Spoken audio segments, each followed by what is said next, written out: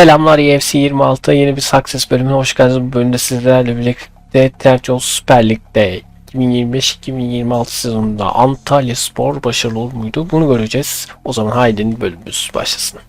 Evet, öncelikle Antalyaspor'un tabii ki de kadrosuna şöyle bir göz atacağız. Takım yönetimine geliyorum. Gördüğünüz üzere bu şekilde bir dizilişi var. Birbirleriyle anlaşan bir, genellikle çoğu oyuncu artı veriyor. Şöyle bir kadroyu oyun planından da görmüş olduk. Şimdi kadro merkezinden teker teker oyuncuları sizlere tek tek göstermek istiyorum.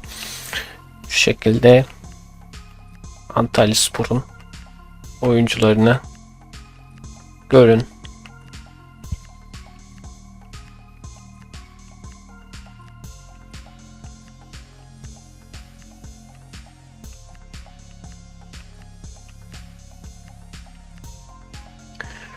Evet, oyuncuları kadro merkezinde de görmüş olduk efendim. Bakalım. Gidelim şimdi bir de 2025-2026 sezonunda Trendyol Süper Lig'de mücadele eden takımları şöyle göz atalım.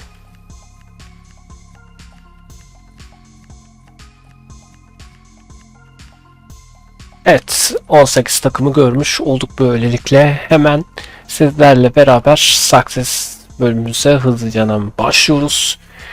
İlk önce ne yapıyoruz? Tabii ki de Ocak 1'e gidiyoruz. Ara transfer dönemine geçiyoruz ve ligin ilk yarısında Antalyaspor ne yapmış, ne etmiş bunu görüyoruz. O zaman haydi sizlerle de Ocak 1'e sezonun ilk yarısına, sonuna geçelim. Evet, geldik Ocak 1'e ara transfer dönemine. Bakalım ne olmuş, ne bitmiş görelim. Lige geçiyoruz hemen.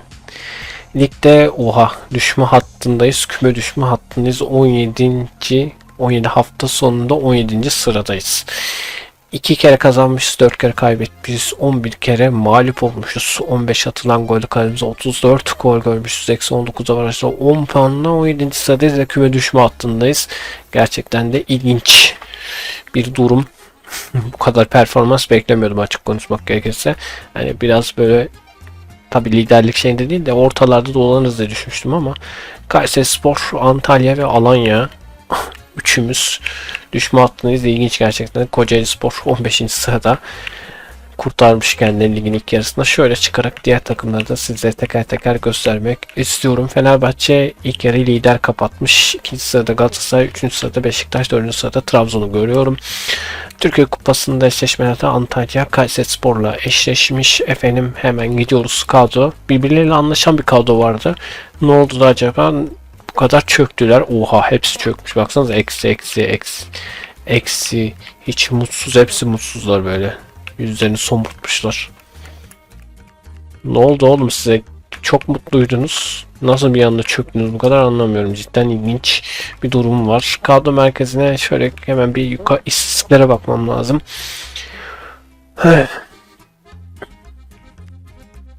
İstatistikler de çok iç açıcı değil gerçekten de. Çok oyuncu oynamıyor şu an. Safiri sadece 16 maçta 3 gol var. Soner Dikmen 15 maçta 2 gol. Hiçbir oyuncu oynasa bile katkı sağlamamış. Öteki oyuncular bazı oynatılmamış, bazı oyuncular da öyle denenmiş gibi sanki. Hani her maçta farklı oyuncular denenmiş gibi olmuş. Öyle bir izlenim var şu an. Gerçekten de ilginç. Şöyle ya sabır. Söyleyeyim, joystick'imden anormallik yapıyor niyeyse oyun içinde. Video çektiğim zamanlar oluyor. Video dışında bunlara rastlamıyorum. Bu da ilginç bir durum gerçekten. Habire bir video çektiğimde anormallik yaşıyorum. Bunu söylemek istemiyordum ama aktarayım. Yani geçemedim gördüğünüz gibi. Bakın gene geldi. Allah'ım yarabbim. Evet, ligin ilk yarısında gol kralında Onuachu var. 17 maçta 15 golle gördüğünüz üzere. Asist'e geldiğimizde Gabriel Sara var. 17 maçta 7 asistle. Sonrasında şöyle ortalama reytinglerde de yine Onuachu 8,12 ile lider durumda. Son şeyde artık hepsine bakarız diye düşünüyorum. Bu şekilde tabloyu da göstermiş oldum. Şimdi ne yapıyoruz efendim? Tabii ki de sezon sonuna geçiyoruz. Sezonda Mayıs'ın 18'inde son buluyor. Sezon sonuna geçeceğiz ve bakalım Antalya Spor küme düşme hattından çıkmış mı yoksa düşmüş mü, bunu öğreneceğiz. Hiç Success'lerde beklenmediğim olaylar yaşanıyor. Hani yeni oyuna getirir ya, beklenmedik olaylar. Tam benim şu an beklenmedik bir olay yaşıyorum şu an. İlginç, gerçekten de tuhaf oluyor Success'ler. O zaman haydin Ocak 1'e ama Ocak 1 haydin Ocak 1'den sezon sonuna geçelim ve bakalım Antalyaspor ne yapmış, ne etmiş görelim. Geldik sezon sonuna ve bakalım Antalyaspor ne yapmış. Yukarıya baktığımızda çok kötü bir kıpkırmızı ama genelde yanıltıcı oluyor FC oyunlarında. Çıkalım efendim. Kendimizi kurtarmış. Yok, düştük. Bir gıdım yukarı mı çıktık? 17.lik 16. olmuş. Kayserispor, Alanyaspor ve Antalyaspor olarak ligden düşüşüz efendim. 34 haftanın sonunda 6 galibiyet, 9 beraberlik, 19 mağlubiyet alıp 35 attığımız golde kalemiz 64 gol bölüp oha. Eksi 29 arasında 27 puanla 16. sırada tamamlıyoruz ligi. Çok ilginç ya bu. Gerçekten de böyle bir istatistik. Gerçi Antalyaspor herhalde bu yıl çok da şey değiller ama yine de böyle bir performans beklemiyordum. Fenerbahçe 85 puanla şampiyon olmuş ligde. Beşiktaş 2. Galatasaray 3. Trabzonspor 4. sırada. Gördüğünüz üzere Türkiye Kupası'na gelelim. Türkiye Kupası'nda da finalde Karagümrük Beşiktaş arasında oynanacakmış.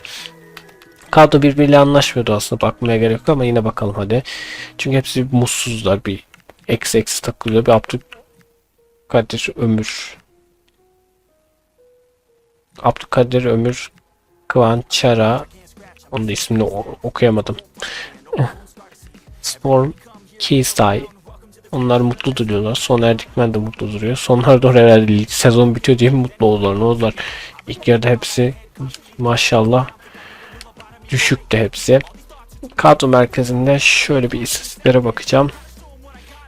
İstatistiklerde de dediğim gibi hep böyle oynatılmayan oyuncular. Sonrasında hani oyuncu deneyimleri falan olmuş.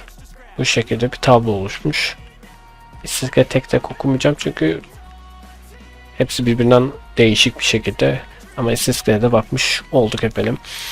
Sağlık olsun diyoruz ve son olarak da gol kralı kim olmuş ligde? Evet, 34 maçta 24 golle Rafa Silva gol kralı olmuş.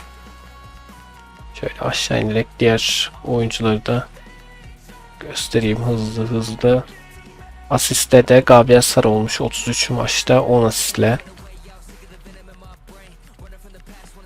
Şöyle. Ve son olarak ortalama reytinglerde de Yusuf En-Nesyri 7,90'la 34 maç sonunda lider olmuş. Şöyle hızlı hızlı oyuncuları göstermiş olayım sizlere. Evet.